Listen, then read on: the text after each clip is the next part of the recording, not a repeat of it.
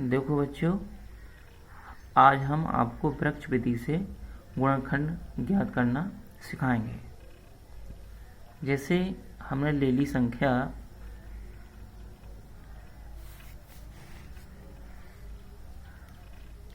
है हमारे पास में 10।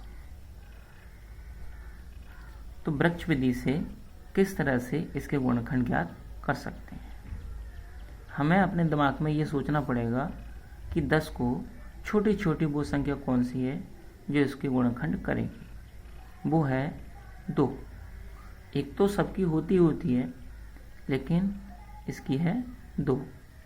2 का पहाड़ा 10 में पढ़ के देखेंगे तो 5 बार जाएगा, अर्थात इसके 2 गुणनखंड हो जाते हैं 2,5। इसके 2 गुणनखंड हो जाते हैं। इसी प्रकार से संख्या लेते हैं हम 12। 2 से काटें तो 2 हम लेफ्ट साइड में लिखेंगे और राइट साइड में कितनी बार जाएगा वो संख्या लिखेंगे, यानी 6 बार जाएगा। 2 छक्के 12। अब देखेंगे हम जो राइट में इसका 6 है वो 2 से डिवाइड करके देखें तो 2 से देखेंगे 2 तिया, तो तिया यहाँ लिख देंगे। 2 तिया 6। हमने ये देखा कि लास्ट का जो नोड है, लास्ट की संख्या है वो है 3। 3 अन्य किसी पार्ट से नहीं डिवाइड हो सकती। तो इस तरह से इसके गुणनखंड ज्ञात कर सकते हैं, 1, 2 और 3। हम कह सकते हैं कि 12 इम्प्लाई दैट इंगित करता है 2, 2 और 3। इस तरह से देखें तो इसके जो गुणनखंड होंगे 2 दूनी 4 और 4 तिया 12 होंगे, यानी कि 2 दूनी 4 और 4 तिया 12। तो तीनों गुणनखंडों को मिलाने से संख्या 12 आती है। तो इसके 2, 2, 3 गुणनखंड होंगे। 2 और 3 गुणनखंड होंगे। गुणनखंड का मतलब है कि उन आए हुए गुणनखंडों में गुणा करें तो जिस संख्या का हम गुणनखंड ज्ञात कर रहे हैं वो संख्या गुणा करके पूरी आ जाती है। अब लेते हैं जैसे 18। 18 देखें तो राइट में 2 से डिवाइड हो रहा है और ये 9 बार कट रहा है। 2 ने 18। इसी प्रकार 9 को हम डिवाइड करके देखें तो ये 3 से विभाजित हो रहा है और 3 तिया 9। हमने इसके गुणनखंड देखे कि पहला गुणनखंड है इसका 2, दूसरा है 3 और तीसरा भी 3 है। इस प्रकार 18 के गुणनखंड होंगे 2, 3, 3। यदि इनकी गुणा करके देखें 2 गुणा 3 गुणा 3 तो संख्या आती है 2 तिया 6 और 6 तिया 18। इसलिए संख्या 18 के 3 गुणनखंड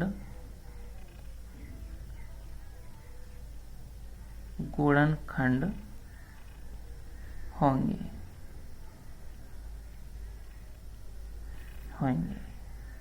इसी प्रकार से संख्या लेते हैं हम 96। इसका पिता नोड है, यानी पिता के रूप में संख्या होती है जिसके भाग करने होते हैं।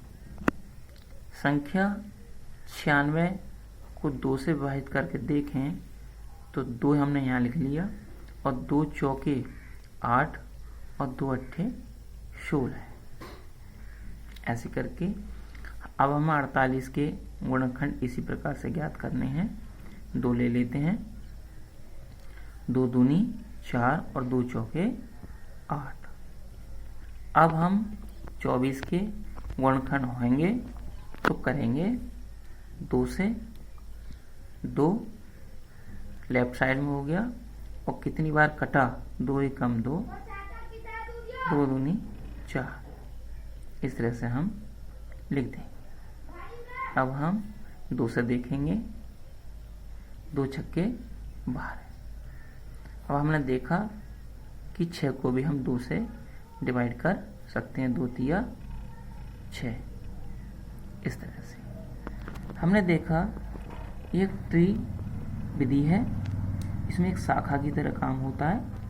जैसे वृक्ष पर शाखाएं होती हैं, शाखाएं फूट जाती हैं, इसी तरीका से ये टूट जाता है, बट जाता है। इसके गुणनखंड बने 1, 2, 3, 4, 5 और 6। तो हम कह सकते हैं इसलिए 96 के गुणनखंड, इसलिए 96 के गुणनखंड 2, 2, 2, 2, 2, 1 2 3 4 5, 1 2 3 4 5, 3 होंगे। इसके गुणनखंड होंगे। हम देखें,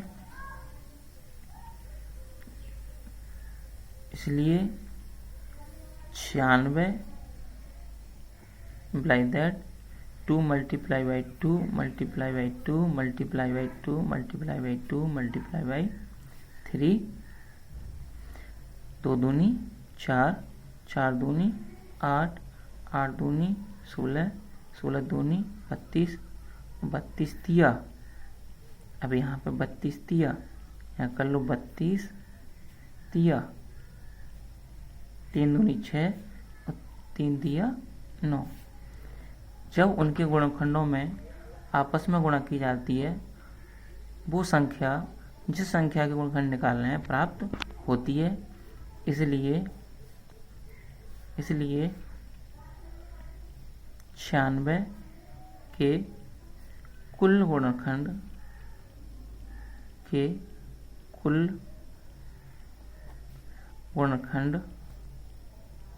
गुणनखंडों